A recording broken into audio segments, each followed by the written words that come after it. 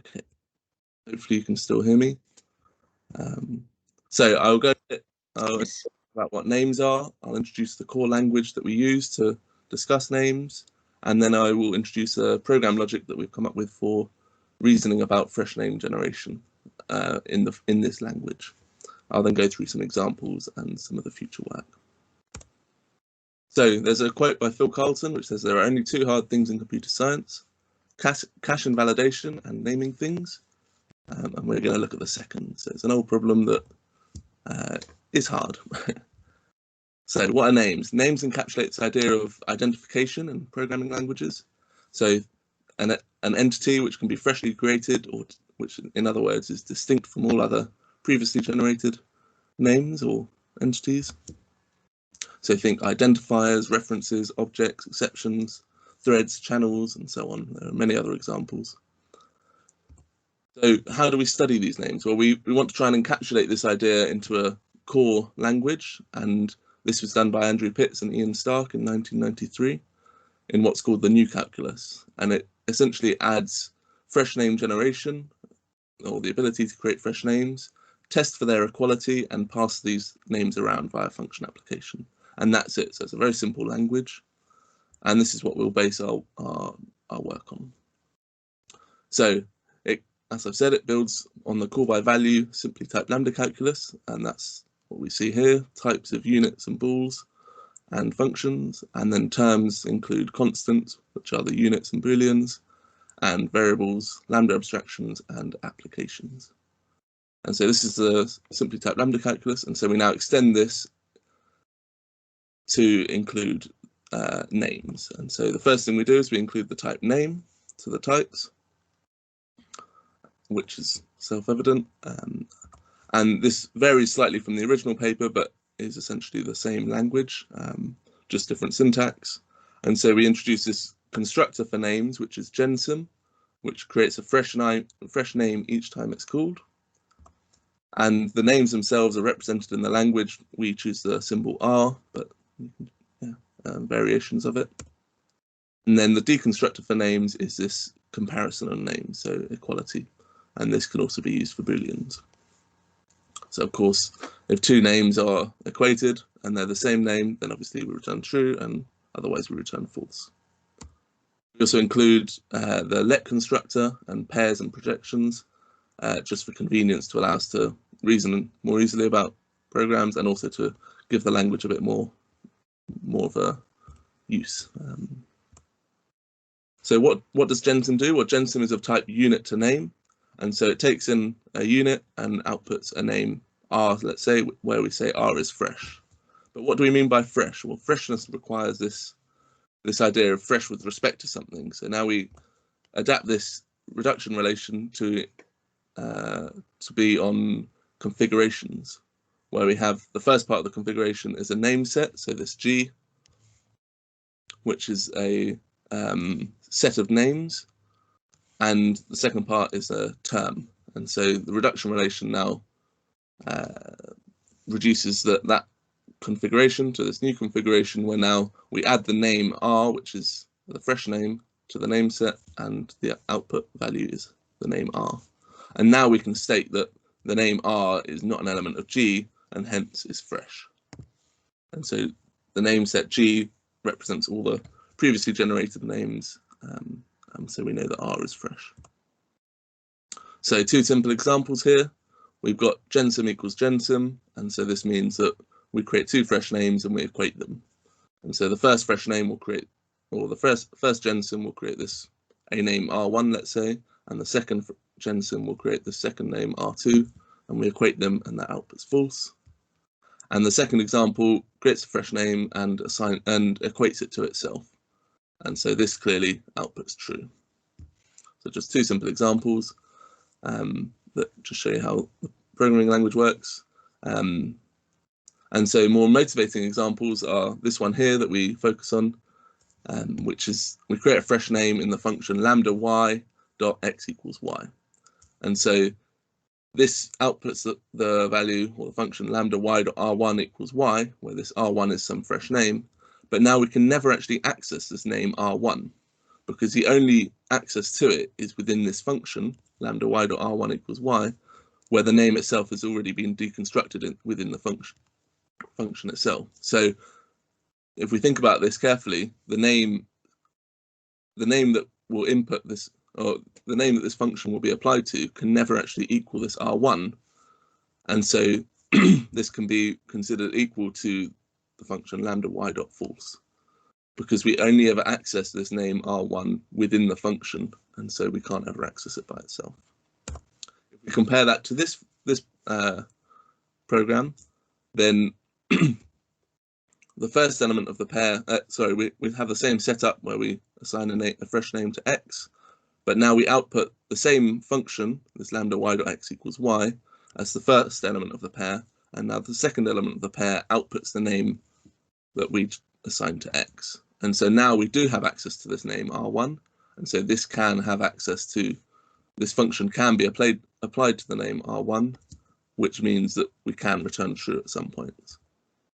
But if we apply it to another name, which isn't r1, then we will also obtain false. So which names are actually reachable from a program is absolutely key, and this is what the program logic we will introduce now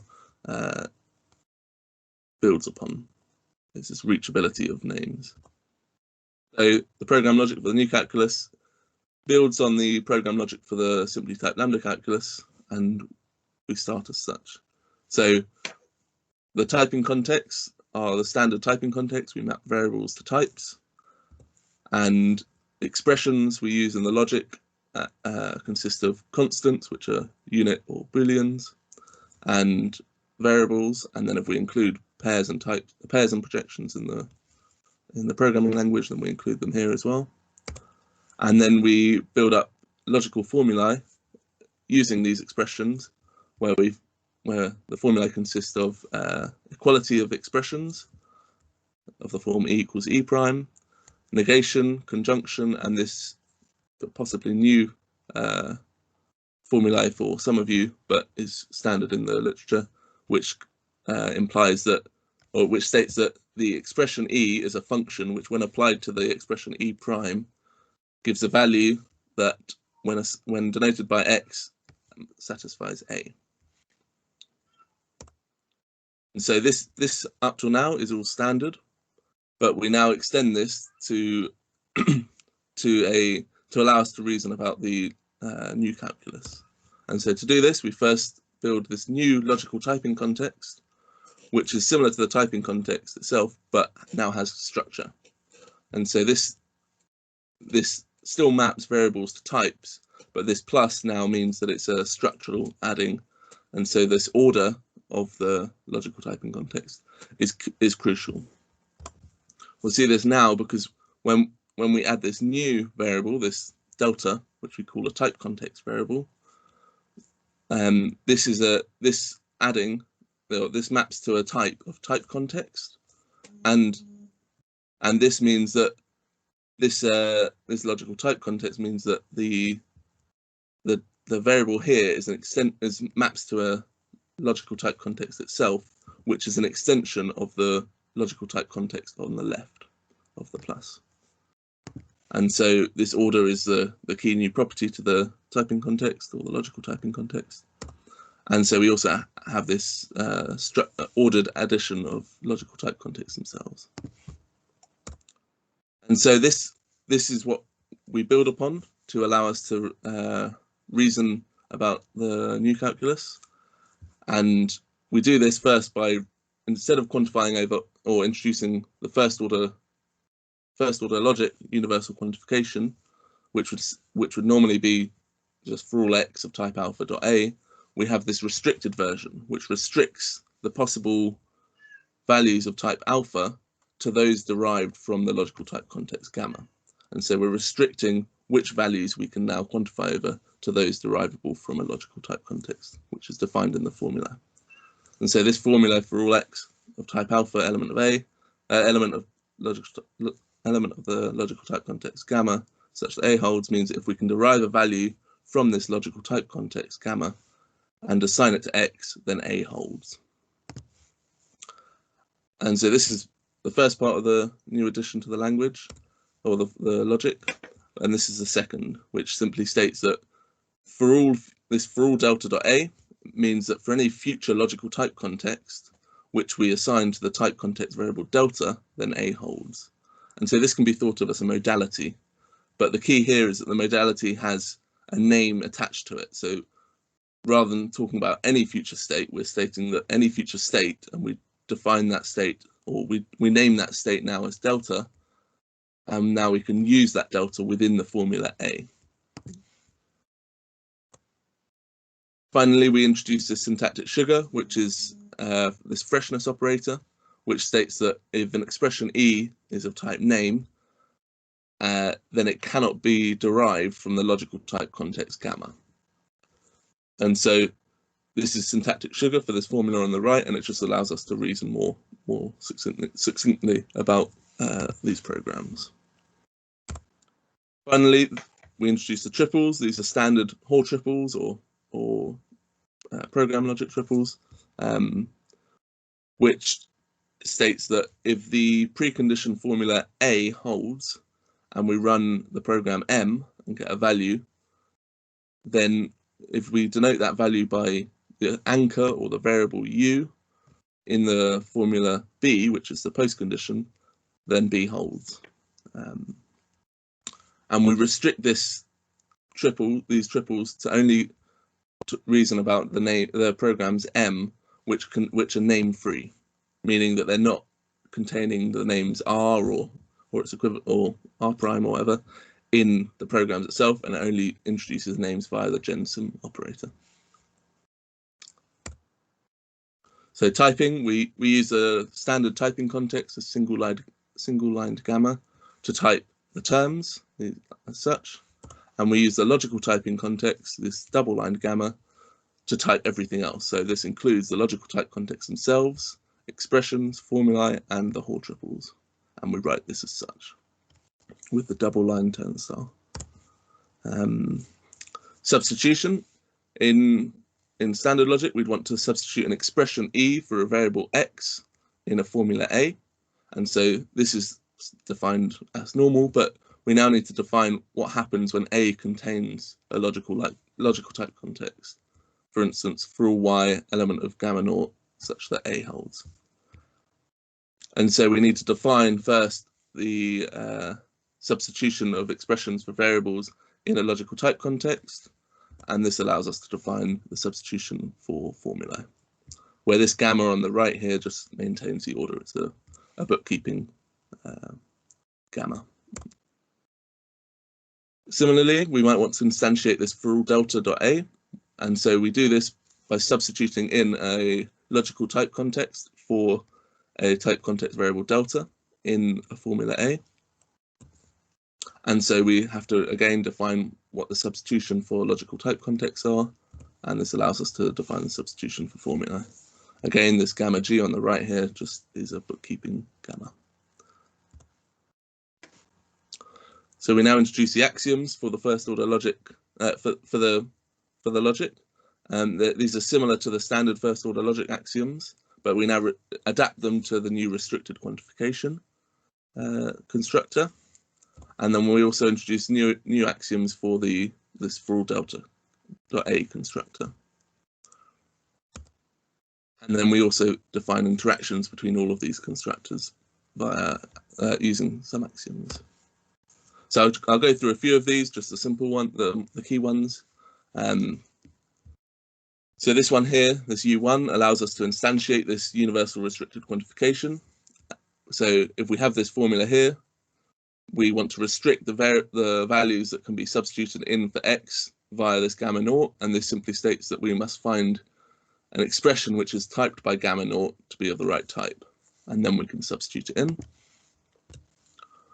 We can also split the restricting logical type context, this gamma naught plus gamma 1, and this is as follows, where we can simply, if we're deriving a value from the logical type context gamma naught plus gamma 1, then we can either derive a value from gamma naught or we can derive a value from gamma 1, and these both hold. We can also instantiate this freshness constructor, which states that if we've got a if the variable x is fresh from the logical type context gamma naught, then if we can find an expression of type name typed by this logical type context gamma naught, then we can state that this x, this variable x, which we know is fresh from gamma naught, does not equal this expression E.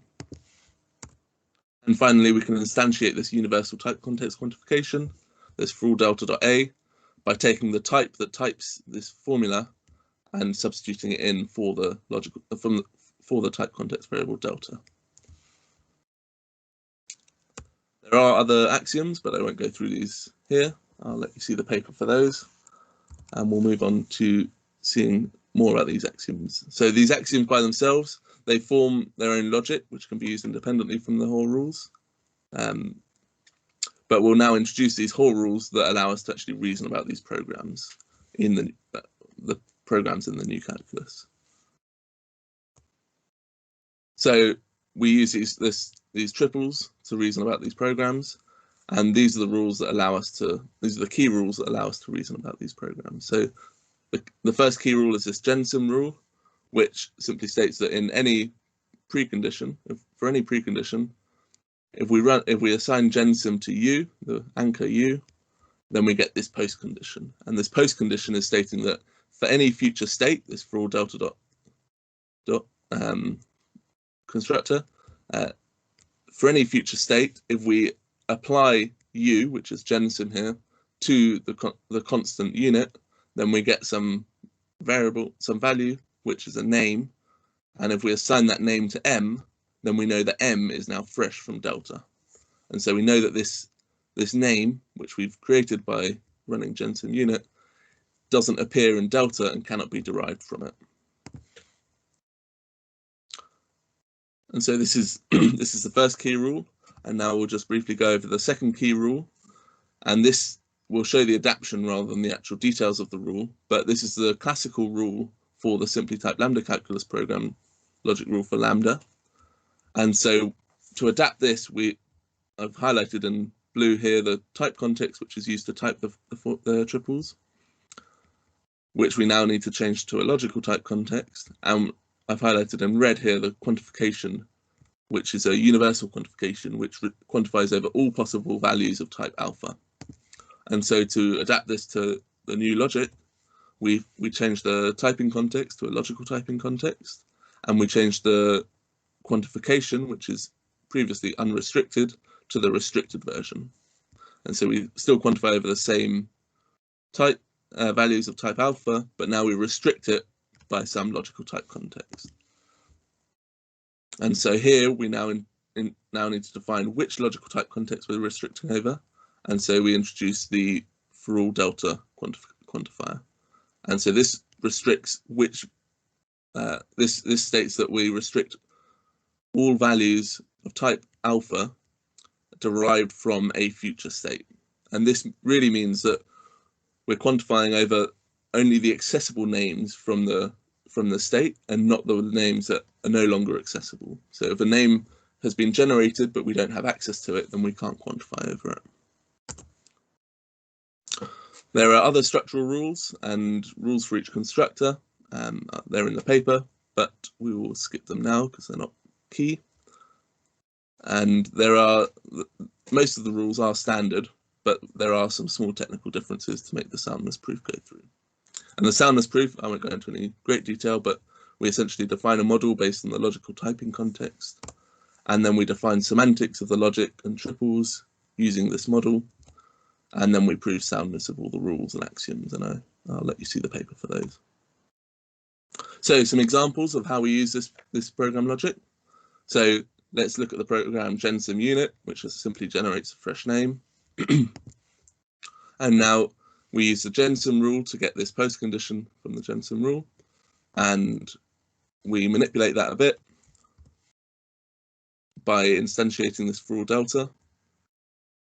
And then we have another rule for the unit program, which gives us this. I won't go into any detail, but the final result is this here, this final triple, which states that if the triple is typed by this logical type context gamma, and the precondition is true, so any precondition, sorry, If we run gensim unit, which produces a fresh name, and we denote the name by the anchor A, then we get this post condition, and this post condition states that the name A is fresh from the logical type context which types it.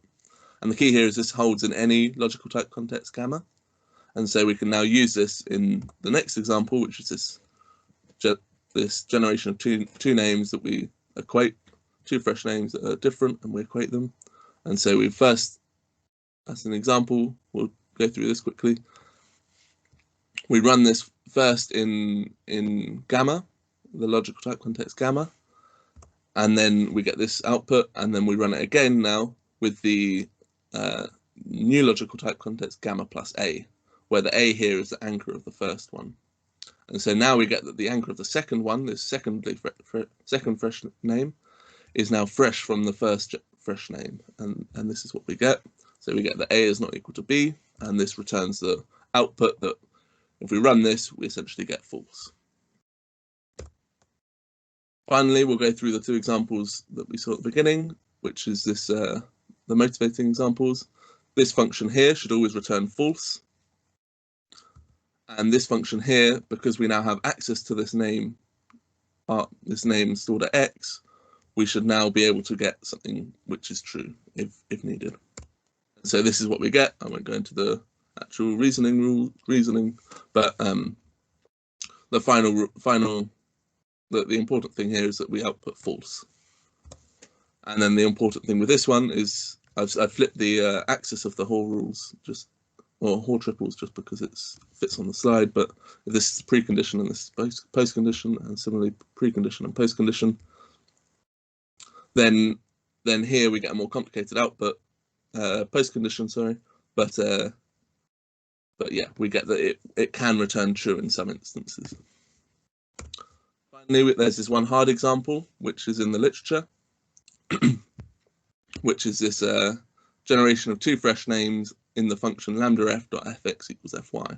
And the key here is that the function f is of type name to bool, but the function f never actually has access to these names x and y. And so this should, apologies, this should always return lambda f dot true, because the function f applied to x should not be able to distinguish the names x and y, and so the function fx should return one boolean and fy should return the same boolean, and so we should get true. And this should hold, but we cannot actually derive this in our logic, and we're not sure if this is because the logic is too weak or if we haven't found the right technique yet. In summary, we've introduced the program logic for the new calculus. This includes the axioms and the rules and the syntax. And we've proven this logic sound, and we've reasoned about some of these examples using the logic.